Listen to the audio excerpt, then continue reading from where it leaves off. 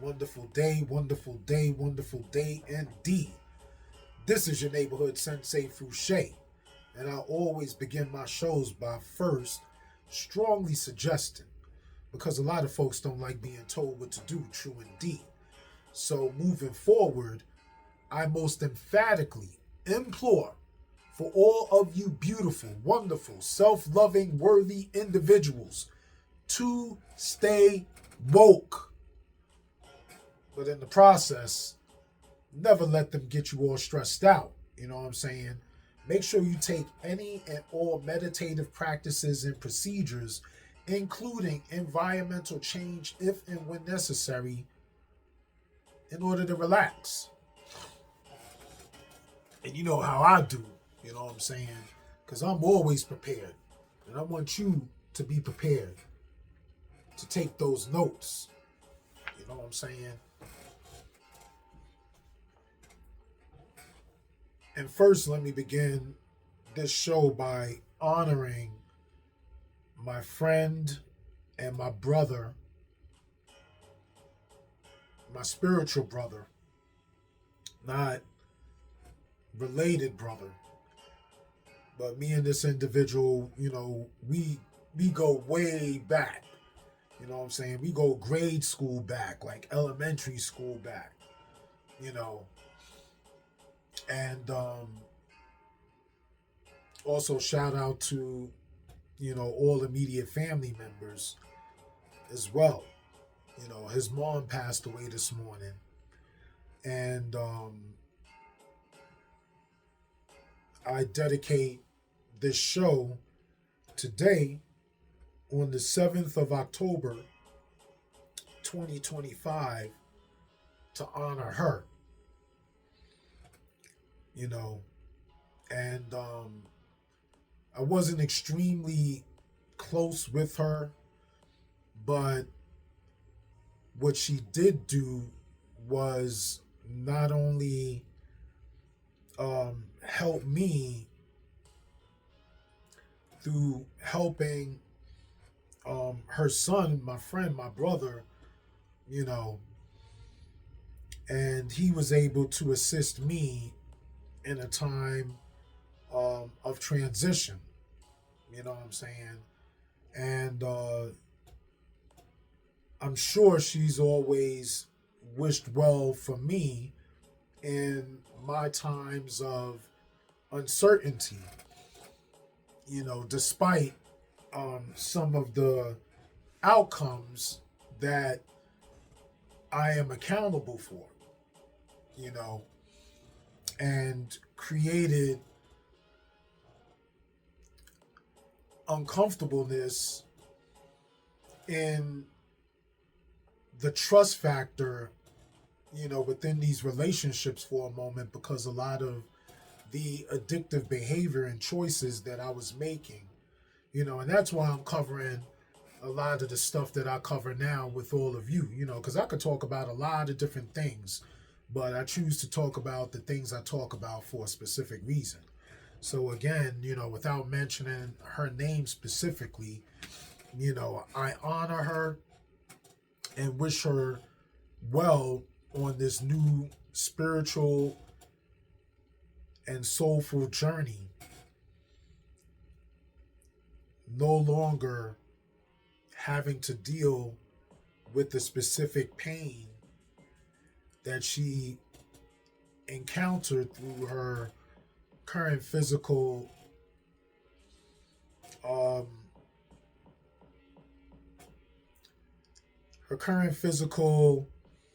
conditions.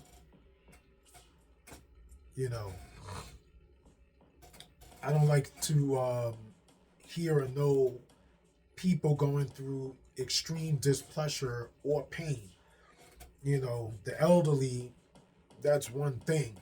The aging process is what it is, and it's never extremely comfortable physically. Psychologically and emotionally, that's something that we can control. And that's for me, that for me is what this platform is all about. Woke. To get out of this dormant misery, you know what I'm saying? This isolation, this self-isolation, and broaden ourselves to different existences and beings throughout this entire environment and this platform of Earth. You know what I'm saying? I mean, we trap ourselves mentally and emotion, and then that becomes emotional as well as physical. You know what I'm saying? And then we lock ourselves in this box and we just really just build up this extreme amount of devaluation and loathing, self-loathing. And when it becomes so extreme, we erupt. And that's emotional immaturity. And not being able to identify with your feelings. You know what I'm saying? And the only way that you identify with these feelings is in immature expressions where you attack others instead of try to bring people together. You want to separate and isolate. You know what I'm saying? Because it's easy to manipulate when you don't have people together. When people are separated, then you're able to throw these invisible darts and manipulative tactics in all kind of different areas and continue to cycle chaos. You know what I'm saying? Because the way to deal with situations most maturely is through truth, because truth is transparency, or should be. You know what I'm saying? And without truth, there's just always going to be deceit. So here on this platform, Stay Woke, like, you know, I'm trying to encourage you to no longer feel isolated, no longer feel alone, no longer feel like Tom Hanks in the movie Castaway on an island by yourself talking to a volleyball. You know what I'm saying? Life is not, that's not the true existence of life unless you choose for it to be that way. You know what I'm saying? Being is identifying with interrelation and coexistence and being able to compromise amongst others. You know what I'm saying? So when I talk about stay woke, man, we talking about waking you up out of that dormant hate. You know what I'm saying? Because when you sleep, it's easy to be manipulated. It's easy to be taken advantage of. You know what I'm saying? It's easy for things to happen and move behind your back because you are dormant. You are asleep. So if they telling you that they prefer for you to be asleep, excuse me, I just burped, but if they telling you to be asleep, like, you know, the POTUS right now talking about he really embraces the uneducated. Why? Sleep. You know what I'm saying? They don't really know much or have the ability to understand much. They basically follow what you say. You know what I'm saying? And I remember studying the Thomas Jefferson, and he was speaking about enlightenment. You know what I'm saying? And that was his whole thing with this country separating itself from the British monarchy.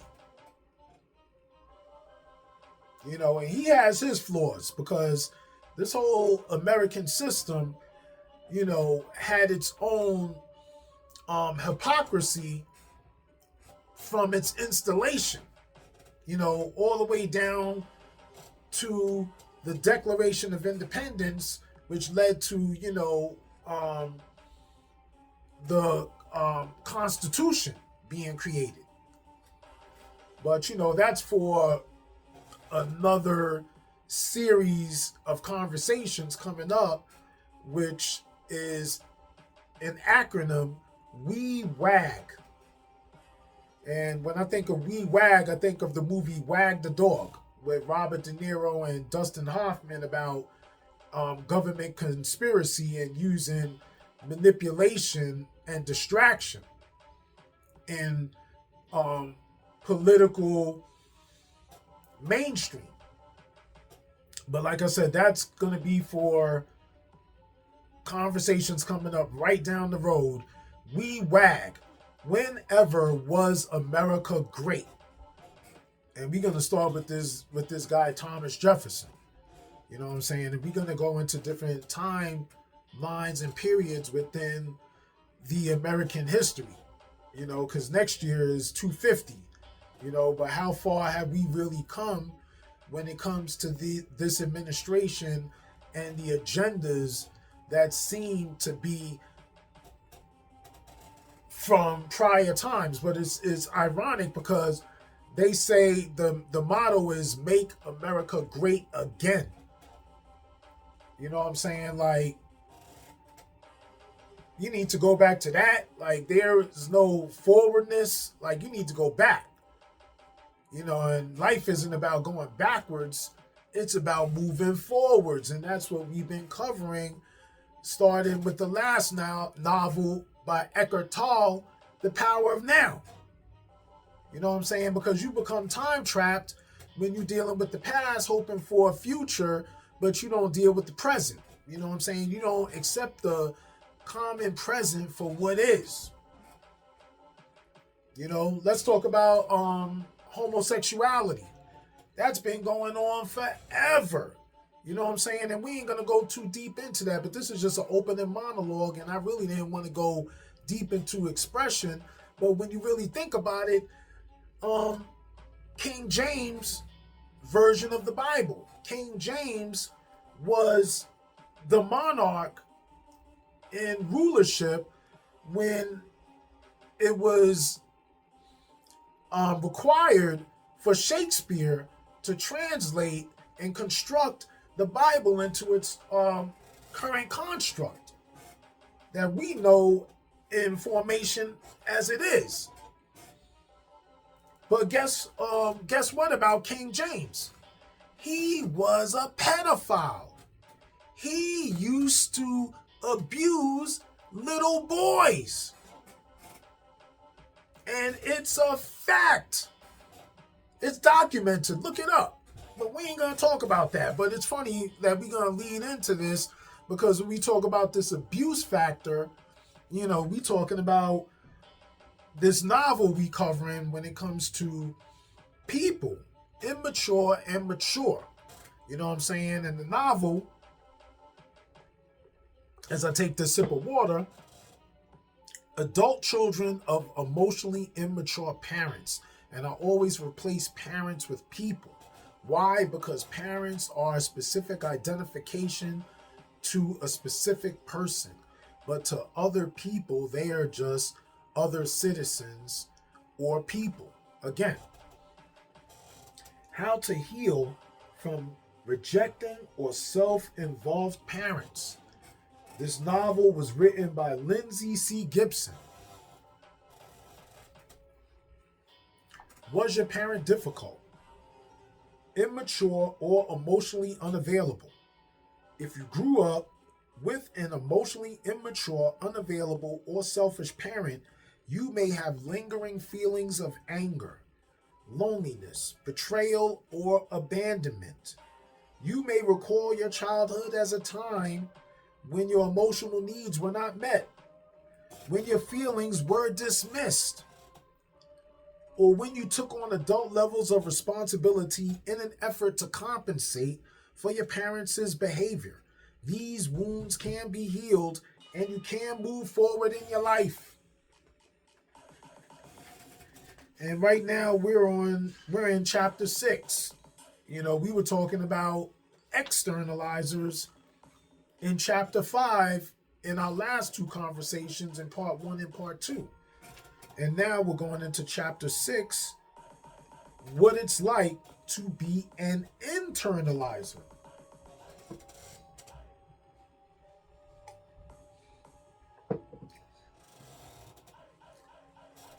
Let's begin, because we have a good amount to cover. And we're going to cover this into 2 parts, again, as always in this current formation. So let's get into our reading exploration. Internalizers are extremely sensitive and far more than most people notice everything. They're very intuitive. They react to life as if they were an emotional tuning fork, picking up and resonating with vibrations from other people and the world around them. This perceptiveness can be both a blessing and a curse.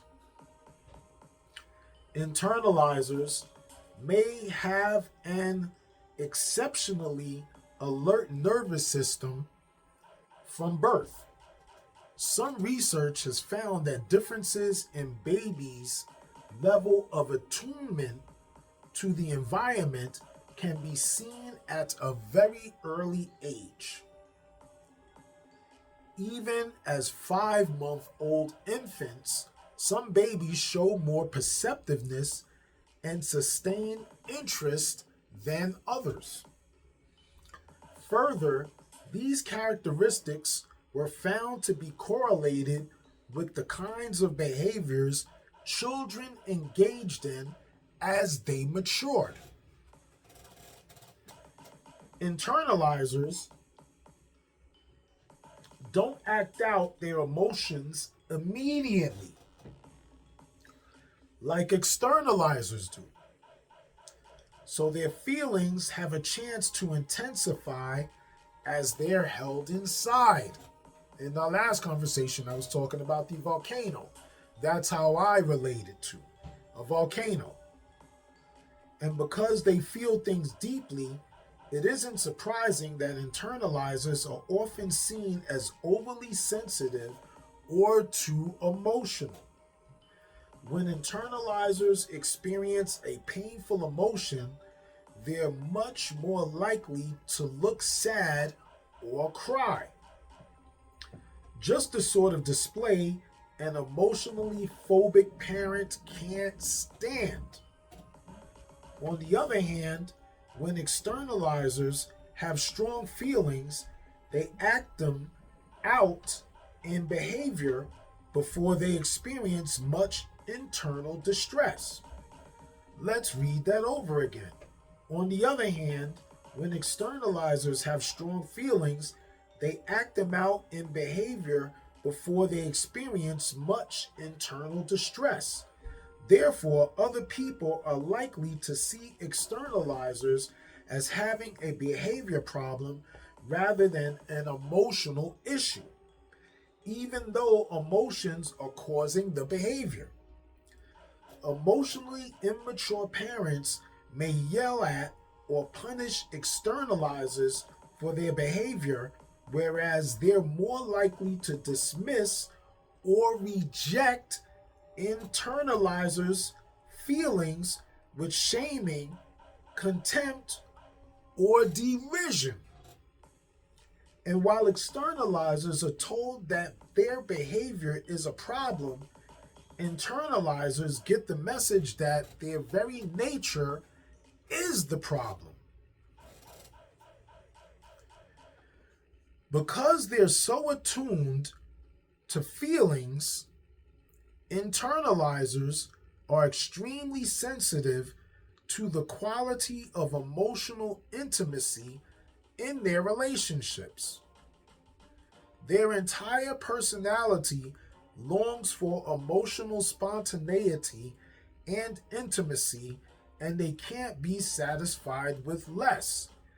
Therefore, when they're raised by immature and emotionally phobic parents, they feel painfully lonely. In translation, if they don't get the very catering or attention based, over excessive attention from that personal relationship, they start to feel very isolated, and they will, get into the this very emotional rants and shut down, and start downing themselves as if they don't have any value or worth.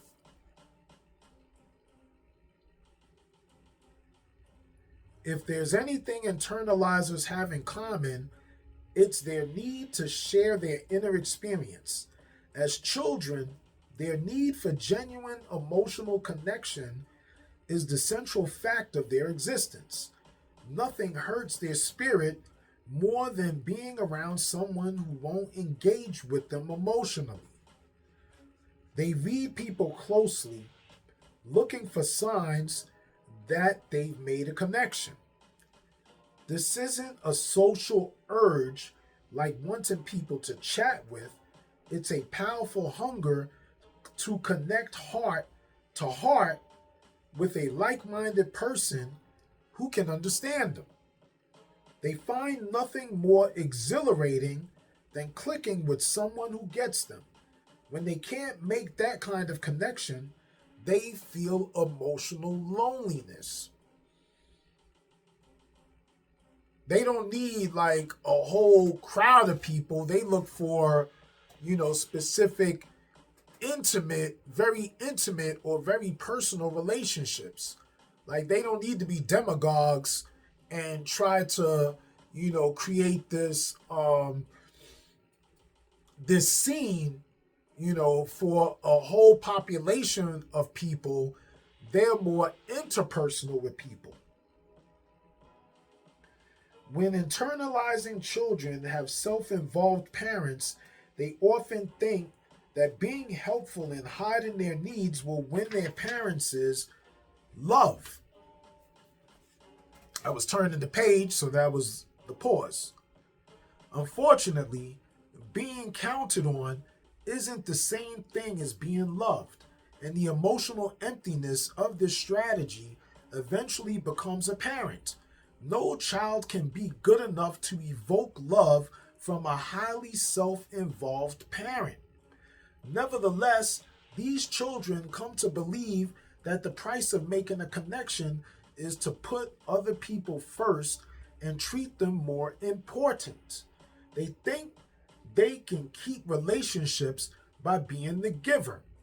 Children who try to be good enough to win their parents' love have no way of knowing that unconditional love cannot be bought with conditional behavior. Wow, isn't that deep? I almost want to read this again. When internalizing children have self-involved parents, they often think that being helpful and hiding their needs will win their parents' love. Unfortunately, being counted on isn't the same thing as being loved, and the emotional emptiness of the strategy eventually becomes apparent. No child can be good enough to evoke love from a highly self-involved parent.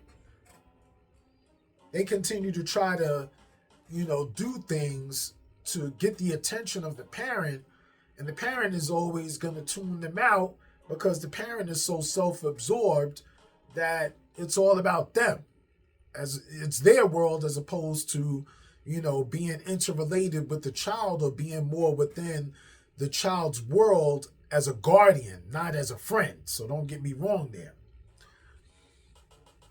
Nevertheless, these children come to believe that the price of making a connection is to put other people first and treat them as more important. They think they can keep relationships by being the giver.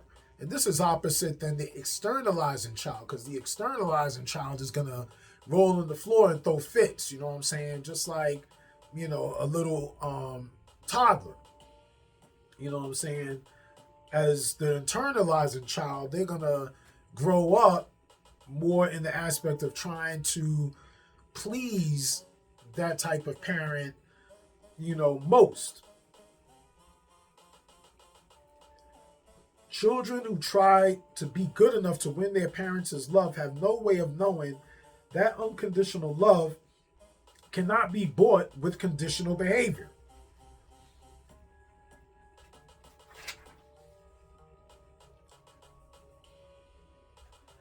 Mammals have evolved a unique coping instinct in which they are calmed by proximity or engagement with others.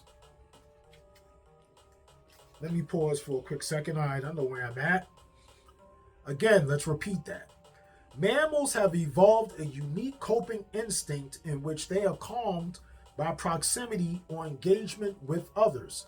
Instead of just having the involuntary stress reactions of fight, flight, or freeze like reptiles do, mammals can calm their heart rate and reduce the physical costs of stress by seeking reassuring contact with others of their kind. Certain vagus nerve pathways, certain vagus nerve pathways in mammals have evolved to allow stress hormones and heart rate to be reduced by comforting in such forms as physical closeness, touch, soothing sounds, and even eye contact. These calming effects conserve valuable energy and also create pleasurable social bonds that promote strong groups. And that's basically trust in interrelation. What's the tactic that they use? There's a falling tactic, like, you would trust a friend to catch you or someone to catch you if you fell backwards, close your eyes, fall backwards, and not looking, and you would trust that they would catch you. You know what I'm saying? And that's basically the same reference I would use into, that paragraph of what they're describing. For all mammals, including humans, something magical happens when this desire to seek comfort switches on. Because us humans relate to each other in the species, emotionally, more than, other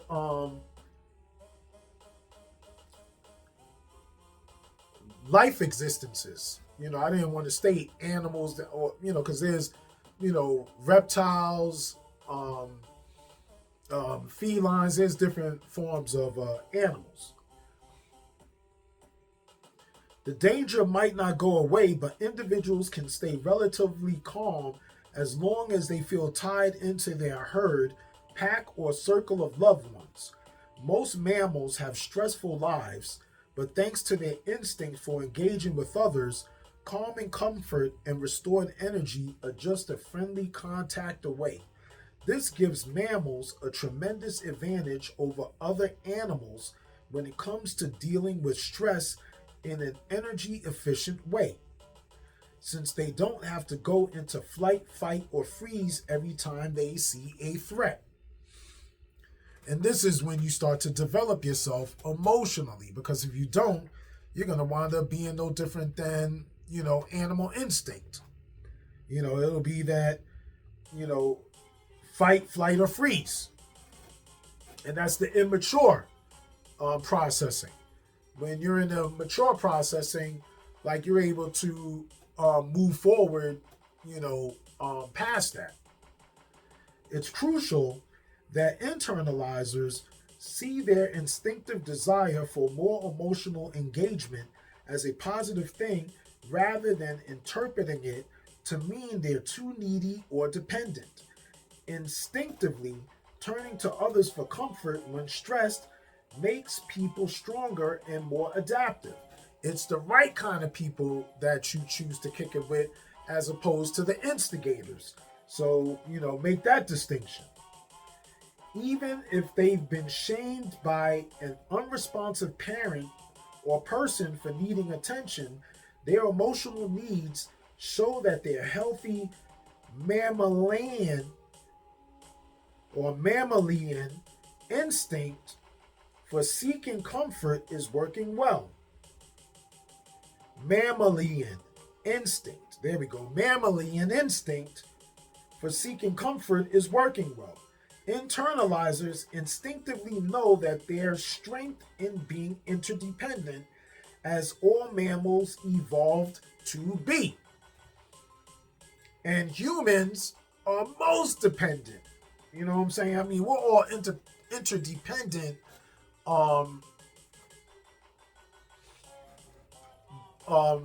beings, whether you're a reptile or some form of animal. You know what I'm saying? Emotionally, humans need that emotional factor the most out of, all creations. Only emotionally phobic, emotionally immature people believe that wanting empathy and understanding is a sign of weakness. Due to their perceptiveness and strong needs for social engagement, children who are internalizers are usually adept at finding potential sources of emotional connection outside the family. You know what I'm saying? Friends. They notice when people respond to them warmly, and they naturally seek out relationships with safe people outside the family to gain an increased sense of security. Internalizers may even feel emotionally nurtured as they resonate with the beauty of nature or art. Some form of music, art, entertainment. That's almost like a constructive tool or some form of release to funnel their emotions or feelings into.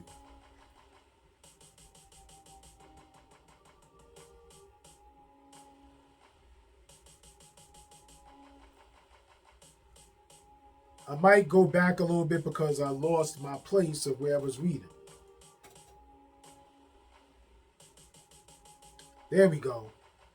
Spirituality can also provide this emotional nurturance as internalizers experience and relate to a greater presence that accompanies them no matter what. Externalizers also have needs for emotional comforting, but they tend to force such needs on other people, taking others emotionally hostage with their reactivity. They often use their behavior to coerce certain responses from other people, but because they achieve these responses through manipulation, the attention they receive is never as satisfying as a free and genuine exchange of emotional intimacy. Externalizers also demand attention by blaming or guilt-tripping others. Hold that thought while I take this sip of water.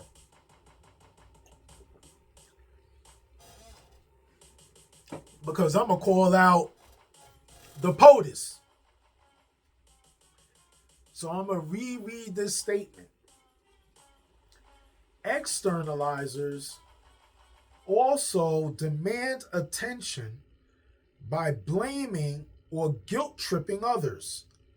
As a result, people may end up feeling that they have to help whether they want to or not, creating resentment over the long run.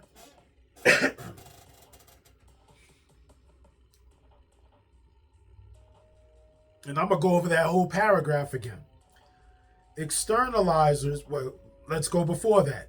Internalizers may even feel emotionally nurtured as they resonate with the beauty of nature or art. Spirituality can also provide this emotional nurturance as internalizers experience and relate to greater presence that accompanies them no matter what. Externalizers also have needs for emotional comforting, but they tend to force such needs on other people, taking others emotionally hostage with their reactivity. They often use their behavior to coerce certain responses from other people, but because they achieve these responses through manipulation, the attention they receive is never as satisfying as a free and genuine exchange of emotional intimacy. Externalizers also demand attention by blaming or guilt tripping others. As a result, people may end up feeling that they have to help, whether they want to or not, creating resentment over the long run. Most emotionally immature people tend to be externalizers who don't know how to calm themselves through genuine emotional engagement. When they feel insecure, instead of seeking comfort from other people, they tend to feel threatened and launch into fight, flight, or freeze behaviors. They react to anxious moments in relationships. Again, they react to anxious moments in relationships with rigid defensive behaviors that alienate other people rather than bringing them closer. Anger, blame, criticism, and domination are all signs of poorly functioning skills in seeking comfort.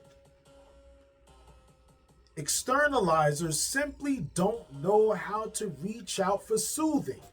Externalizers who get very upset may look like they have a strong drive towards emotional engagement, but their approach is more like panicking than connecting.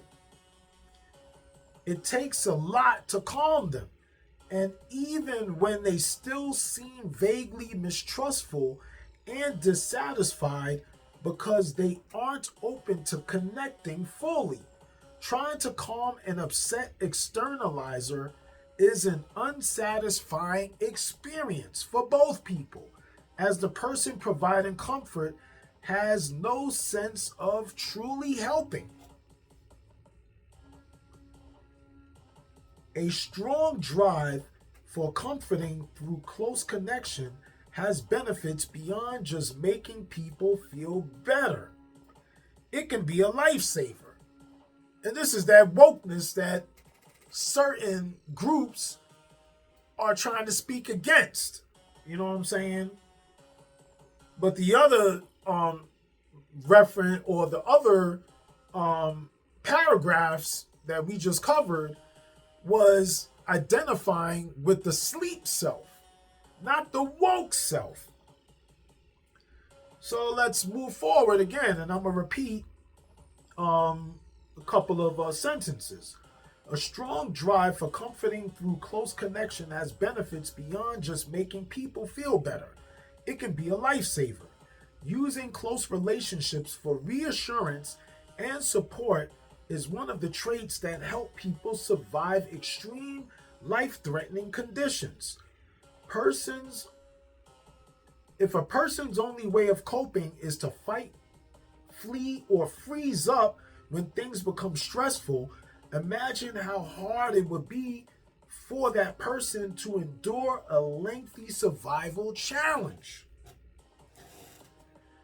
Given that emotional connection is powerful enough to support people through catastrophic events, you know what I'm saying? Think about, I was just mentioning at the beginning of the conversation or the show today about, my brother, my spiritual brother, friend, his mom passing away.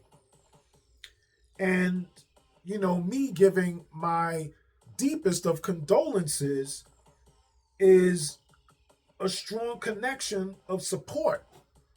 And I'm sure that made him feel extremely comforted and calm in, the exchange of conversation. And, that's basically a good example, of this statement. Given that emotional connection is powerful enough to support people through catastrophic events, think what it can do for ordinary daily coping. Everyone needs a deep sense of connection in order to feel fully secure, and there's nothing weak about it. You know what I'm saying? I mean, from a baby, we want to be nurtured and feel safe and comforted, and that's that, motherly nurturing, what I'm saying, with swaddling and, keeping you close and keeping you, fed, tucked, next to bosom. When internalizers finally seek help, including therapy, they often feel embarrassed and undeserving. Internalizers who grew up with emotionally immature parents are always surprised to have their feelings taken seriously. I could attest to that. They often downplay their suffering as being over silly things. They often downplay their suffering as being over silly things or stupid stuff. Some even comment that they shouldn't be taking up therapy time when there are so many other people who need help more than they do. And they're thinking about the externalizers. You know what I'm saying? Because they don't want to trouble the therapist or other people with their problems. They can identify with it, you know what I'm saying? And they figure that they'll deal with it. And it's glad that you helped have a conversation and trying to soothe them, but they don't want to sponge off of you emotionally. So again, some even comment that they shouldn't be taking up therapy time when there are so many other people who need help more than they do, probably indicating that they grew up in a family where attention demanding externalizers were the only ones deemed in need of help. If internalizers were shamed for their sensitive emotions during childhood, as adults they may be embarrassed to show any deep connection.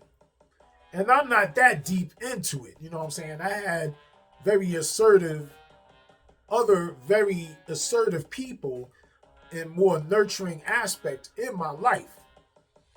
They weren't in my immediate household, but they were in extended households. So if internalizers were shamed for their sensitive emotions during childhood, as adults they may be embarrassed to show any deep emotion. They're convinced that their deepest feelings are a nuisance to other people. Internalizers are always caught off guard when someone shows genuine interest in how they feel. And we are going to end our conversation right there. You know what I'm saying? Let me get my bookmark.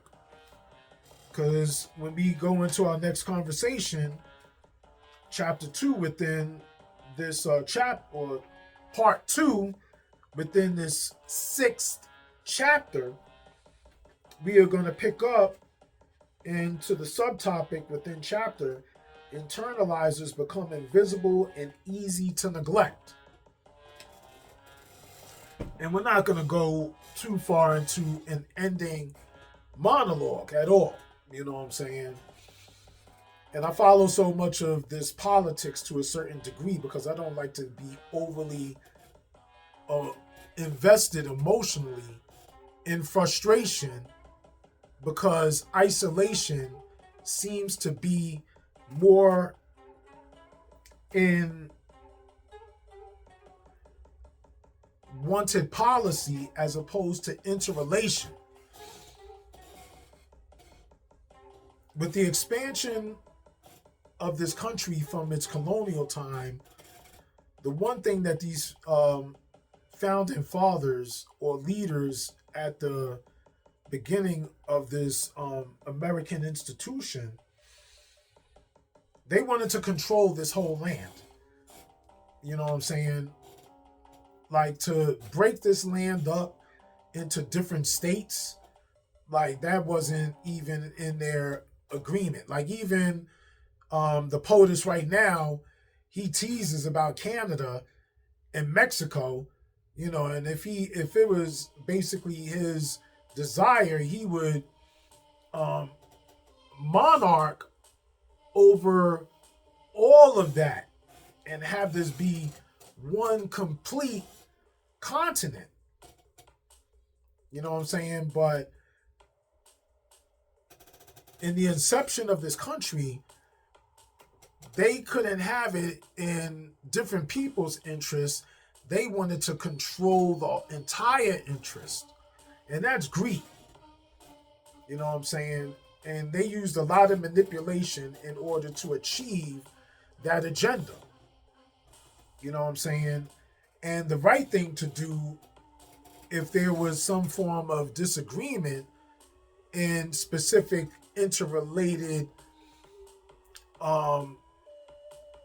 interactions, then why don't you just section this thing into different states where there's most agreeable people within that common state? I mean, that makes the most sense to me, but land is power, and to control the mass amount of land is to control a mass amount of people, and that is a strong connection of power. They say strength in numbers, you know what I'm saying? Not only the people, but the land. And the world is a whole nother thing, because that's the entire, globe of land and water. You know what I'm saying? But, we're going to end on stating that don't let them put you to sleep. Don't tell them that wokeness is a bad thing. You know what I'm saying? Because all of us want to be informed. Or you could be, the sheep with the wool pull over your eyes. You know what I'm saying? While the wolf is hunting in front of your face, but you can't see because you sleep. You know what I'm saying? So I don't care what they say. I am going to stay woke. You know what I'm saying? Sunlight, the radiation of the sun's energy is extremely complementary for us beings. And you mostly do that in a state of wake. So I ain't gonna tell you to put me to sleep. I ain't gonna let you convince me that wokeness is a bad thing. You know what I'm saying? Because that's manipulation and control. I want everyone and every individual to find peace and enlightenment within themselves and their higher purpose and connection to their being with God. You know what I'm saying? But anyway, let me state again, this is your neighborhood sensei Fouché, and I first strongly suggest, because again, a lot of people don't like being told what to do. So in my most emphatic employment, I praise for all of you beautiful, wonderful, self-loving, worthy individuals to stay woke. But in the process, never ever let them get you all stressed out. You know what I'm saying? Make sure you take all practice in meditative steps and procedures, including environmental change if and when necessary, in order to relax. And never forget and always be in compliance with keeping and taking those notes. Be smooth in unity. One.